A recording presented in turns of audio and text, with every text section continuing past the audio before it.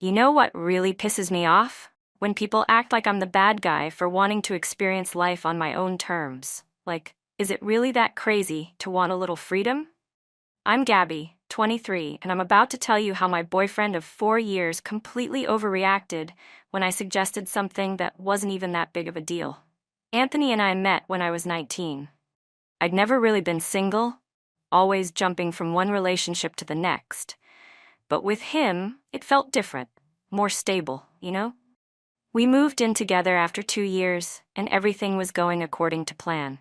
Then COVID hit, and we were stuck in our tiny apartment, driving each other nuts. Just as things were getting back to normal, I got a serious brain concussion in a car accident that basically kept me bedridden for over a year. I'm not gonna lie, Anthony was there for me through it all. He'd work all day, then come home and take care of me, make dinner, help me to the bathroom when I could barely walk, the whole thing. I know that sounds amazing, and it was, but also, it was suffocating. By the time I started feeling better, I realized I'd spent my entire early 20s either in a relationship or literally confined to our apartment. I hadn't lived at all. So when I finally recovered enough to function normally, I decided I needed to go on a solo trip. 3 months backpacking across Europe, something I'd always dreamed about. Anthony was supportive at first, saying I deserved to have some fun after everything I'd been through. He even helped me research destinations and hostels. But then I brought up what I thought was a perfectly reasonable suggestion. I've been thinking, I said one night while we were making dinner. What if we had like an open relationship while I'm away? His face immediately changed. What? I've never been single as an adult, I explained. I've always been in relationships. I'm not saying I want to break up, I love you, but this might be my only chance to experience what it's like to be on my own without, consequences. Anthony stared at me like I'd suggested we rob a bank. Are you serious right now? You want permission to cheat on me? It's not cheating if we agree to it, I said, rolling my eyes, and it goes both ways. You could hook up with people too. I don't want to hook up with other people, he said. Do you? That's not the point, I said, feeling defensive. The point is freedom. Experience. I've never had that. We argued for hours. He kept saying things like, that's not how relationships work, and if you want to be single, then be single. He completely missed my point. I wasn't asking to end our relationship. I just wanted to experience something different without having to give up what we had. The next day he brought it up again. I'm concerned that you even suggested this, he said, all serious. It makes me wonder if you're actually happy with me. Of course I'm happy with you, I said. This isn't about you. It's about me getting to experience something I never have before. Because it matters to me, he said, getting all emotional. I've been here for you through everything, and now you're telling me you want to sleep with other guys while you're traveling? I didn't say that specifically, I argued, even though, between us, that's exactly what I meant. And besides, it would just be physical. It wouldn't mean anything. He set a boundary right then, said if I did anything while away, our relationship would be over. No discussion, no compromise. Fine, I said eventually. I choose you, 100%. But inside, I was seething. Who was he to limit my experiences? The week before my trip, I decided to try a new approach. I invited Anthony out to that little Italian place he loves and wore his favorite dress. I figured if I could get him in a good mood, maybe he'd be more open to compromise. I've been thinking about what you said, I told him over dessert, reaching for his hand. And I understand your concerns. He looked relieved. Thank you, that means a lot. I was thinking maybe we could find a middle ground, I continued. What if we set some rules? Like, we only tell each other general stories about our time apart, not specific details. His expression changed immediately. Rules for what, exactly?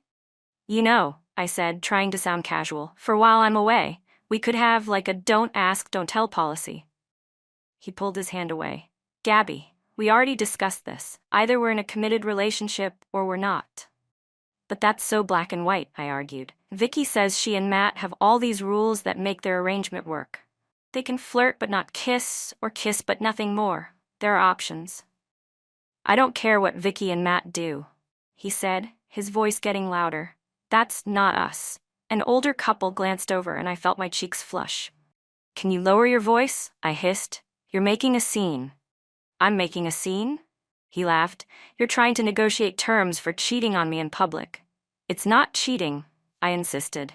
"It's an arrangement, and it would only be physical. Don't you want me to live a full life?" "I want you to live a full life with me," he said. "Is that really so controlling?" In my head I was screaming, "Yes," but I kept my cool. "I just think you're being insecure. If you really loved me, you'd trust that no matter what happens on this trip, I'll come back to you." "Trust isn't about letting your partner sleep with other people," he said. "It's about believing they won't want to." We barely spoke on the drive home. I tried bringing up the compromise idea a few more times, but he shut me down every time. After the third attempt, he asked me point blank if I was already planning to cheat on him. "Of course not," I lied. "I'm just trying to be honest about what I want." "Isn't that what couples should do? Communicate?" "There's a difference between communication and manipulation," he shot back. That hit a nerve. "How am I manipulating you? By being honest about my feelings? By trying to wear me down into accepting something you know I'm not okay with?" He said. "If you want to be single so badly, then be single. But don't expect me to wait around while you find yourself in some other guy's bed." I almost broke up with him right then. Who talks to their girlfriend that way? But my trip was only 3 days away, and I'd already paid for everything. Plus, I didn't actually want to lose Anthony. I just wanted more, so I backed down. "Fine, forget I mentioned it. I'll be faithful." The morning of my flight, Anthony drove me to the airport. He hugged me extra tight at security. "Promise me nothing will change," he whispered. "I promise," I said, fingers crossed behind his back. Not because I was planning to cheat, I wasn't, not exactly, but because I didn't want to be bound by promises when I was supposed to be experiencing freedom for the first time in my life. My first stop was Barcelona. For the first week, I was pretty much the perfect partner. I video called him every night, sent cute updates throughout the day, and turned down a drink offer from a local guy at a tapas bar. I even texted Anthony about it, thinking he'd be proud of me for being faithful. Instead, he seemed annoyed that someone had hit on me in the first place. "Why are you going to bars alone?" he asked. "Because I'm traveling alone," I replied, rolling my eyes. "What am I supposed to do? Hide in my hostel?" By the second week, the constant check-ins were starting to grate on me. I was trying to have adventures, and there was Anthony, texting me every few hours, asking what I was doing, who I was with, when I'd be back at my hostel. Then I met Zoe, an Australian girl staying at the same hostel in Valencia. She was on her own year-long trip around the world and had the most incredible stories. One night, over sangria, she told me about her fling with a Brazilian surfer, a weekend with an Italian chef, and a magical night with a French artist. "What about your boyfriend?" I asked, assuming she had one back home. She laughed. "No boyfriend. Total freedom. That's what traveling is all about, right? Finding yourself." I smiled, but inside I felt jealous. That's exactly what I'd wanted, what I still wanted. But instead, I was spending half my trip texting updates to Anthony. "What about you?" Zoe asked. "You're not here with anyone, right? You should come to this beach party tomorrow. The guys who invited me said they're bringing friends." I hesitated, then agreed. A party didn't mean anything would happen. I was just making friends, experiencing the local culture. I didn't mention the party to Anthony during our call that night. Not because I was planning anything bad, I wasn't, but because I knew he'd make it into a bigger deal than it was. The party was everything it should be. Music playing, people dancing on the sand, drinks flowing freely. That's where I met Felipe. Tall, tanned, with this slight accent that made even the most ordinary words sound interesting. He knew all the best spots in Valencia. The restaurants tourists never find, the hidden beaches, the secret viewpoints. When he offered to show me around the next day, I said yes without hesitation. It wasn't a date. It was a local showing a tourist the authentic side of his city. I didn't tell Anthony about Felipe either.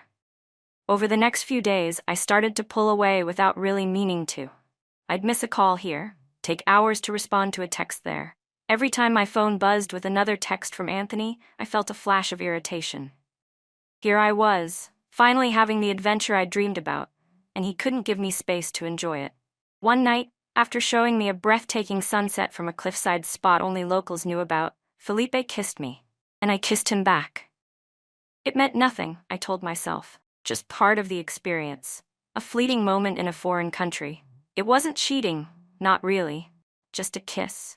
But it didn't stop at a kiss. Back at my hostel, guilt gnawing at my stomach, I did what any reasonable person would do. I picked a fight with Anthony. He'd sent a text asking if I was back safe, and somehow it set me off. I called him, already fired up. "Why are you constantly checking on me?" I demanded. "Don't you trust me at all?" "Of course I trust you," he said, sounding confused. "I just worry about your safety." "I'm not a child, Anthony. I can take care of myself." We argued for almost an hour. I said things I didn't mean, brought up old fights, accused him of trying to control me. By the time we hung up, we were both angry, and I felt relieved. Like I'd created enough of a distraction that he wouldn't suspect anything about Felipe. The next day, when Felipe texted asking if I wanted to go to a wine tasting, I said yes without hesitation. When he brought me back to his apartment afterward, I didn't stop him. And when he kissed me again, I didn't think about Anthony at all. I didn't call Anthony that night, or the next. When he finally reached me, frantic with worry, I told him my phone had died and I couldn't find my charger. He sounded relieved, apologized for our fight, said he missed me. "I miss you too," I said, and in that moment, I almost meant it. Almost. For the rest of my time in Valencia, I lived a double life. With Anthony, I was the dutiful girlfriend, sending safe updates about tourist attractions and local food. With Felipe, I was someone else entirely, carefree, adventurous, unburdened by promises or guilt. I told myself what Anthony didn't know wouldn't hurt him. That I'd leave this all behind when I moved on to my next destination. That it didn't count if it was in another country. The night before I left Valencia, Felipe asked for my number, said he wanted to keep in touch. I gave it to him, even though I knew I shouldn't. Even though I planned to block him as soon as I was on the train to my next destination. But I didn't block him. And when he texted me photos of our spot by the cliffs, saying he missed me, I texted back. When he suggested meeting up in Barcelona before I flew home, I didn't say no. Meanwhile, Anthony was planning his visit, 2 weeks with me in Italy, the final stop on my trip. He sounded excited on our calls, talking about all the places we'd go together. I tried to match his enthusiasm, but all I could think about was how I'd managed to keep my secret from him. My next few weeks were a blur of cities, sights, and increasingly elaborate lies. I'd tell Anthony I was tired from sightseeing when really I was hungover from nights out. I crafted a sanitized version of my trip for him, one where I was always alone, always thinking of him, always counting the days until his visit. As his visit approached, I began to panic. What if he somehow found out? What if Felipe texted while Anthony was with me? The web of lies I'd created suddenly seemed fragile. I considered coming clean. Just once, late at night in a Paris hostel, I drafted a text telling him everything. But I deleted it before sending. The thought of losing him was too much to bear. 3 days before Anthony was set to join me in Rome, Felipe texted again. He'd found cheap flights to Rome. He could come see me, he said. Just for a day or two before my boyfriend arrived. I should have said no immediately. Instead, I hesitated. Told him I'd think about it. Before I could reply, another message came through. This one from Anthony. A simple, sweet note saying he couldn't wait to see me, that these 3 months had been the longest of his life, but he was proud of me for taking this journey. Shame washed over me. I looked at the 2 messages side by side, Felipe's suggestion of one more secret meeting, Anthony's declaration of pride and love. For the first time since Valencia, I saw my actions clearly. I blocked Felipe without responding. Then I stepped onto my hotel balcony and cried. The crying didn't last long. By evening, I'd convinced myself that blocking Felipe was enough. A clean break, a fresh start. Anthony would arrive in 3 days, and we'd pick up where we left off. He'd never know what happened. I spent those days deep cleaning my social media, deleting conversations, untagging myself from photos. I built a version of my trip that Anthony would approve of, erasing all traces of the real one. When Anthony's plane landed, I was waiting at arrivals with a nervous smile. I ran into his arms, kissing him with what I hoped looked like unrestrained joy. "I missed you so much," I said, and that wasn't a lie. Part of me had missed him, missed the safety and comfort of our relationship. Not as much as I missed you, he replied, holding me tight. For a moment, I let myself believe everything would be okay, that we could move past this without him ever knowing. But I'd gotten good at lying over the past months. I kept my balance that first day, and the next, showing Anthony around Rome with rehearsed enthusiasm, answering his questions about my trip with carefully edited stories. I thought I was pulling it off. I really did, until I wasn't. 5 days into Anthony's visit, my phone lit up during dinner. We were at a little trattoria near the Colosseum, sharing a bottle of wine, holding hands across the table like the perfect couple we were pretending to be. The notification was just a preview, enough to show Felipe's name and the first few words. I know you blocked me, but I had to try one more. Anthony saw it before I could grab my phone. I watched his face change as he read the name, the message. Watched confusion give way to suspicion, then hurt. "Who's Felipe?" he asked, his voice eerily calm. "Just someone I met traveling," I said, aiming for casual but landing somewhere around terrified. "A local who showed me around Valencia. I thought he was just being friendly, but he got weird and started texting too much, so I blocked him." For a moment I thought Anthony might believe me. He nodded slowly, took a sip of his wine. "So if I look at your phone right now, that's all I'll find? Just innocent tour guide texts that got weird?" My heart dropped. "You want to look through my phone? Don't you trust me?" "I did," he said quietly, "but you're acting really strange right now." "Because you're interrogating me in the middle of dinner," I protested. "This is exactly what I was talking about before my trip, you being controlling and insecure." "Let me see your phone, Gabby." "No. That's an invasion of privacy." "What are you hiding?" "Nothing, I just have a right to privacy." Our voices were getting louder. People at nearby tables were starting to stare. Anthony took a deep breath, visibly trying to calm himself. "Okay," he said finally. "You're right. You have a right to privacy, so let's talk about something else. Tell me about Valencia. You didn't share many photos from there. It was a trap, and I knew it. But what choice did I have? I launched into my pre-prepared stories about Valencia. The tourist version, the safe version. I was halfway through a boring anecdote when Anthony's phone chimed. He glanced at it, then looked up at me with such pain in his eyes that I knew immediately what had happened. "Funny thing," he said, his voice shaking slightly. "I just got a message from someone named Zoe. She says she met you in Valencia and has been trying to reach you. Says she has information about you and Felipe she thinks I should know." My blood went cold. Zoe? How did she even know about Anthony, let alone have his number? "She says you two talked a lot about me," Anthony continued. "She says you showed her pictures, told her all about us, about how controlling and insecure I was for not wanting an open relationship, about how you were going to live your life anyway, because what happens in Europe stays in Europe."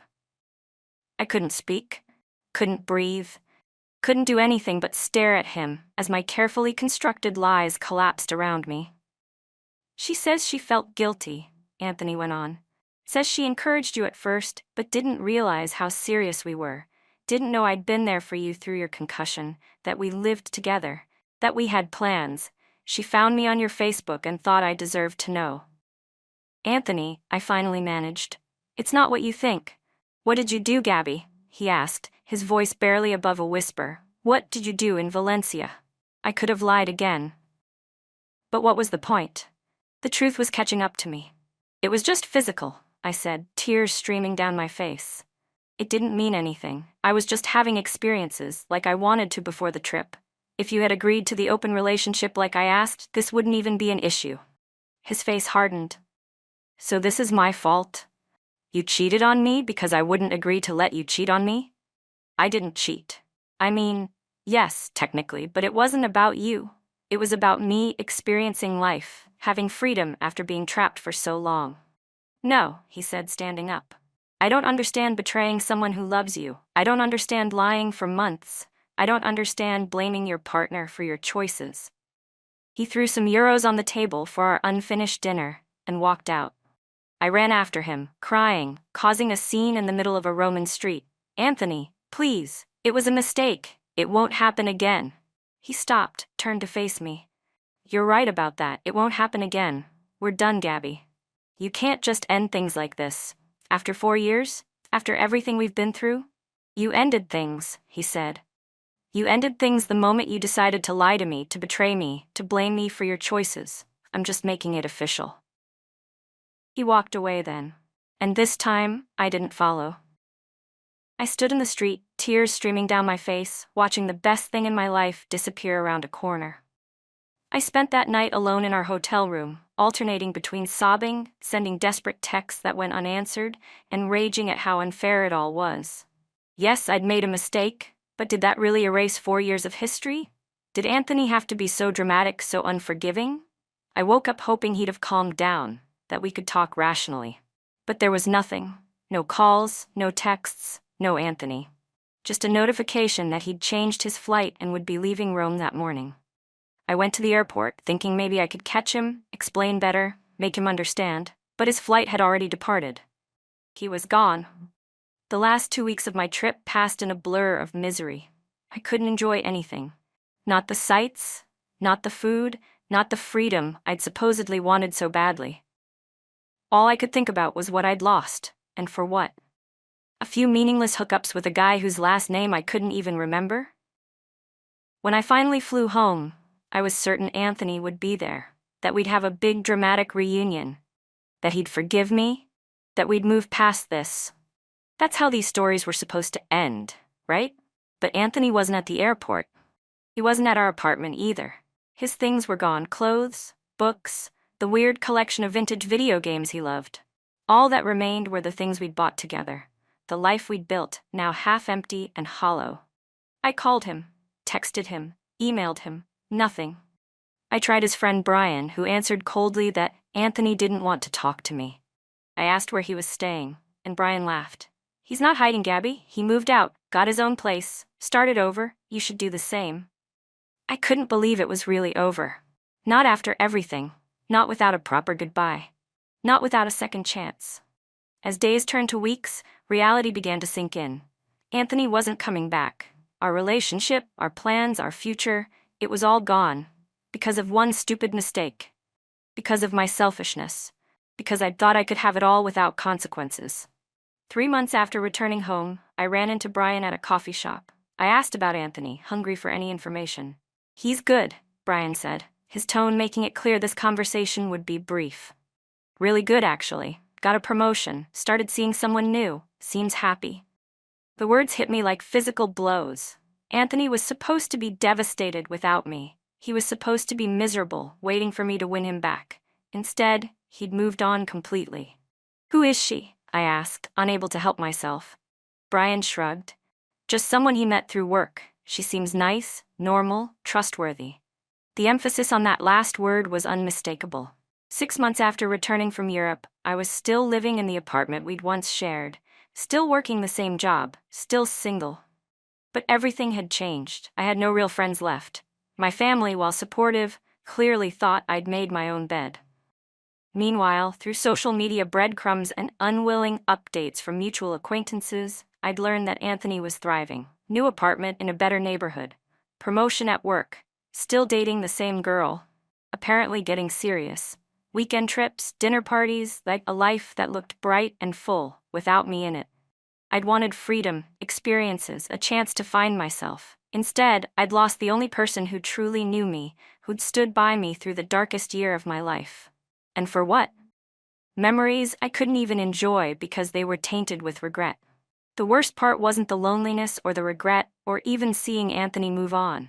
The worst part was knowing, deep down, that I had no one to blame but myself. I'd made my choices. I'd lied, cheated, manipulated. I'd broken something precious and irreplaceable. It's not fair, I whispered to my empty apartment. One mistake shouldn't erase 4 years. But it wasn't one mistake, it was 100 small choices, 1,000 little lies. It was putting my desires above our relationship, my freedom above his feelings. It was betraying the person who'd never betrayed me. If I could go back, I'd do everything differently. I'd appreciate what I had instead of craving what I didn't.